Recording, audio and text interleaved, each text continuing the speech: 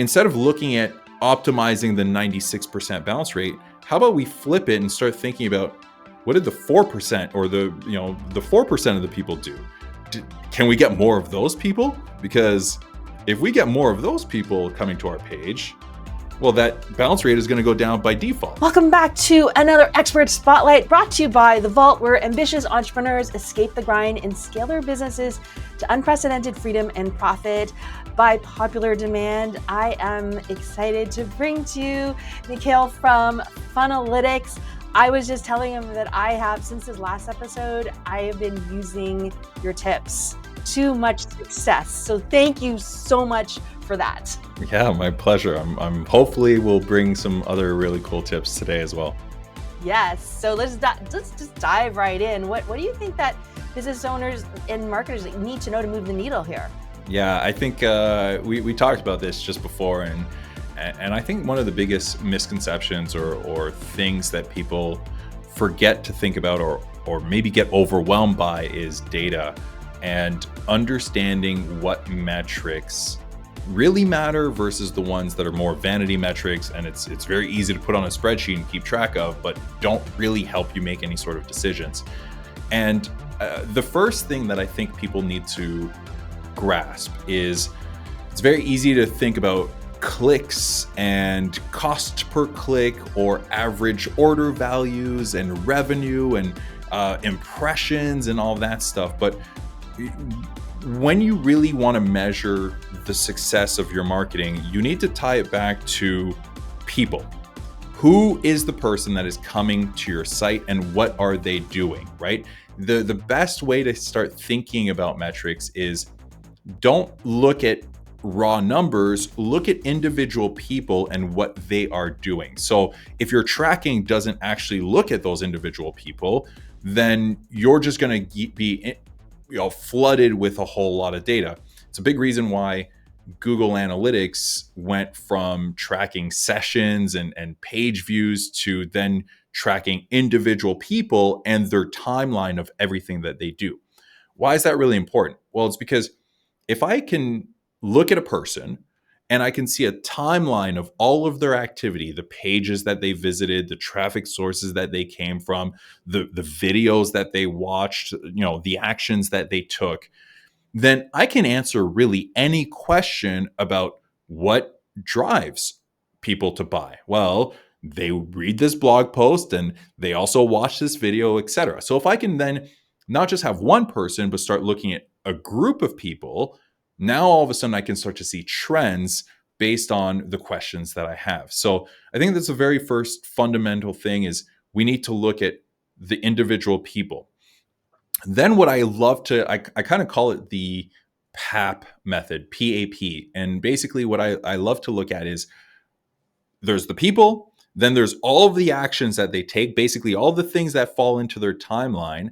And then what we want to look at, the last P, is the path that drives them to the core action that we want to take. So if you look at one individual person's timeline, you'll see, okay, linearly, this is everything they did, and then eventually they made a purchase.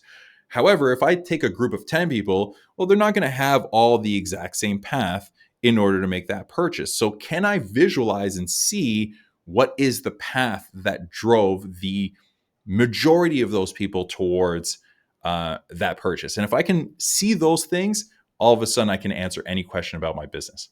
Does that kind of make sense? Yeah, it makes sense. The next thing that goes through my head too is how overwhelming that could be, because even if you're kind of a smallish, medium-sized company, like just the amount of sheer traffic and individuals to track every week even can be overwhelming. Yeah, and this goes back to something that you and I spoke about in the last session, which was, you kind of want to work backwards, right?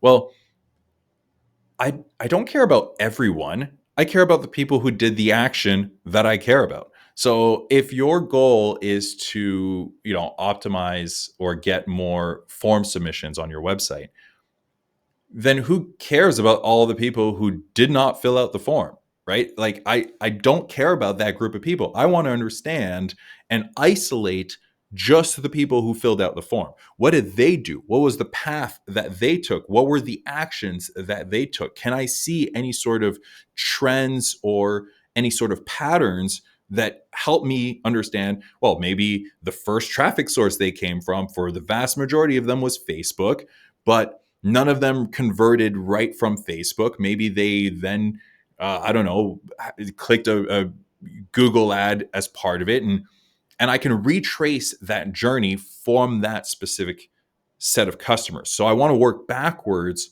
from the main conversion point that I care about and isolate those people, not look forwards where it's like, man, I've gotten 20,000 people coming to this page. Well, there's only 200 that made it to the end. What did those 200 do? Not what are the 20,000 doing? Too many times we sit there and we're like, oh, well, this page has a 96% bounce rate. And, the videos are only 5% are watching it till the end. It's like, okay, but instead of looking at optimizing the 96% bounce rate, how about we flip it and start thinking about, what did the 4% or the 4% of the people do? Can we get more of those people? Because if we get more of those people coming to our page, well, that bounce rate is going to go down by default. Instead of looking optimizing the page, optimizing the 96% bounce rate through the door. How about we flip it and start thinking about, what's the minimum number of people that you would want? Like, what's the minimum data set you would need to start to make those decisions? Can we get more of those people? Because some of us just have. If we get more of those, if we just started, we've got like 2 people who went on there today. Well, that bounce rate is going to go down by default. You have to have at very minimum 200. That's the number I like to look at. 100 is like when you can basically say, the conversion rate is divided by 100, so I can see, okay, well, there's 100 people, one person went through, that's 1%. But that is a little bit skewed, right? It's very easy. Anything below 100, I can have an extra person, all of a sudden changes my conversions and everything changes. Once I get kind of 200, now I can start to see, okay, the next 200 are probably going to be very similar, or they're going to behave very similar. So I'm always looking for a minimum of 200. And this is where a lot of small businesses make a mistake. They think something isn't working, but they haven't spent enough money to really validate whether it's working or not. And you get scared, right? A lot of times you're like, oh, well, man, let's put a budget of $500 a month. It's like, okay, that's fine. But if it costs you $1 to get somebody to your site, then that $500 over the course of a month sent 500 people on that page.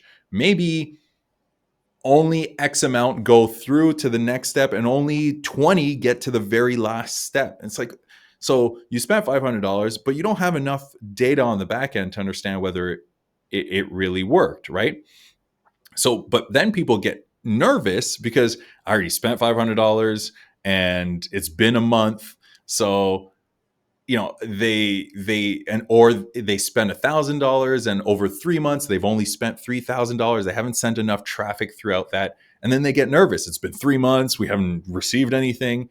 It's like, yeah, but when you look at the numbers, there's just not enough people who've gone through this to say that this is working or not working, right? So one of the easiest things you can do to solve that is spend more. It's scary for people, but ultimately you need data to make decisions, and you need to drive traffic to make those decisions. Yeah. So, and I know you do really well with examples. And one thing I found whenever I speak with you or you're showing me how to do stuff in Funnellytics is the best questions to ask to get the best answers so that we can move the needle. So I thought, like, I'll give you an example of a funnel that I'm working on. And if you could let us know, like, what are the questions that you would ask of the data that we have here? So it is opt-in and then the next page is a VSL page, order form, and then the thank you page, and they go into the community. And what we're selling is a $27 product. Okay. So what's your question? And the question, see, there you go. That's good. So, not getting enough sales, basically. So as a business owner looking at this, we're like going, okay, we're not getting enough sales. There's a million different levers that we can pull here, right? So and it's just assume that we're measuring everything in Funnelytics. What questions do I need to ask to try and get my head around what am I like? What do we do next? Okay, so there's a couple thoughts here. So number one, not getting enough sales is a bit of a arbitrary or broad question. What does that mean exactly? Are we talking about we're trying to hit a specific volume of sales per week? What does our target really look like, right? And then again, I would work backwards, because if the sale happens at the very end, so if somebody goes to a landing page, they have to opt in. Then when they opt in, they see a video sales letter. That video sales letter sends somebody to an order form, and then they go and purchase a $27 product. When we say we haven't had enough sales, well, how many sales have we had, right? Are we seeing sales? Are people actually getting all the way to the thank you page?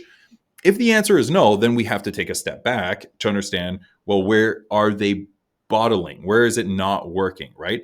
And going back to that thought process of, in order for me to be able to make a concrete decision, I should see at least 200 people. So did I get 200 people to my checkout page and 0 people bought? If so, that's a problem, right? We should probably look at why that is happening and work backwards from there. And similarly, if nobody gets to my checkout page, but I've got, over 200 people to my VSL, well, then I need to look at the VSL, because there's a bottleneck happening as people move down that journey. So going back to what you just said, let's quantify it. When you say not getting enough sales, what are we trying to do? How many sales are we trying to generate? Right. So right now it is converting at 3%, and the opt-in page, the order from people hitting the VSL page and buying. Yeah, and the opt-in page is converting at 18%. People hitting the first page and putting in their email address. And this is why I love, like you saying, what's a better question? So I think the better response to that is, yes, so obviously people are buying. Number one, we're trying to decrease the cost per acquisition. In my mind, I'm thinking we need to improve the conversion rate of people when they go from the VSL and then they buy something. But you're making me doubt myself, so maybe not. So those are good. Those are conversion rates, but let's talk about volume. How many people are buying per week right now? About 4. 4 people per week are buying, and we want to. What is our target? How many do we want to sell? Well, okay, let's just say we want to double that. So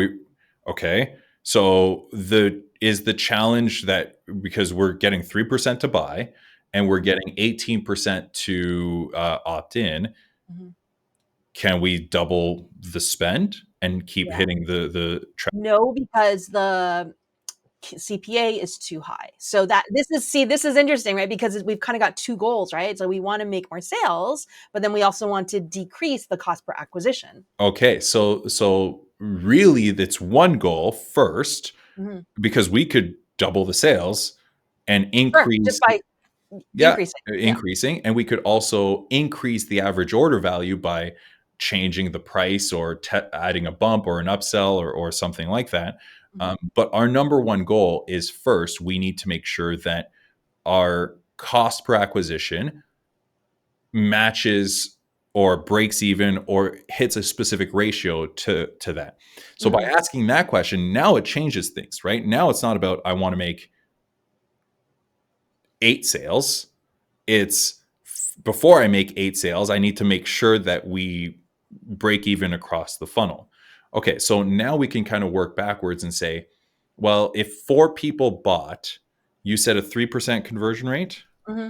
So if I take 4 and I divide that by 0.03, that means that 130 people are going to that VSL per week, right?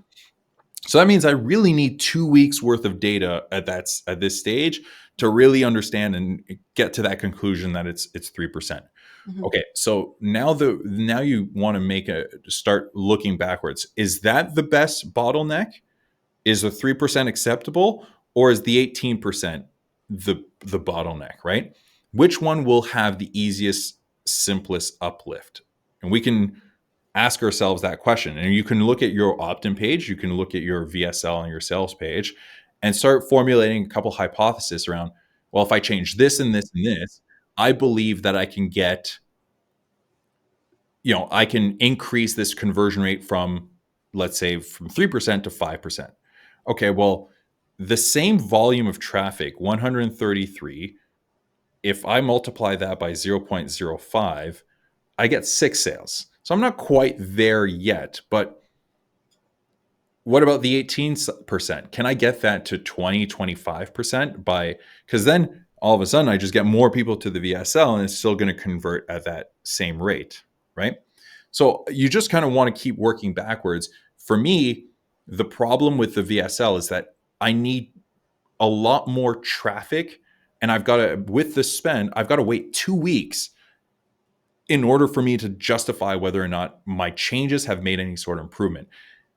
And whenever you run a split test, you got to remember that the traffic is split, and therefore I'm actually going to need 4 weeks in order for me because now it's not 130 people going to that page every week. It's actually 70 on this side and 70 on this side, which means I need to run this for 4 weeks in order for me to justify that that's too much time, right? That's just going to waste time. And so that to me is not where I should spend my time. I should spend my time on the step before. Why? Because I can iterate that step much, much faster to see if I can get more volume through the funnel. Okay. Does that make sense? Yep, that makes sense. Yeah. There's other ways too to think about this. There's also, okay, well, we get 4 sales a week. Can we, is the challenge that our cost per acquisition is too high, or is the challenge that we just aren't making enough money from every customer? Could we add something on the back end to go from $27 to $47 as an average order value, which would maybe bring that gap between our cost per acquisition to closer to break even, right? Mm-hmm. But again, now you're sitting here and like, well, we only get 4 sales a week.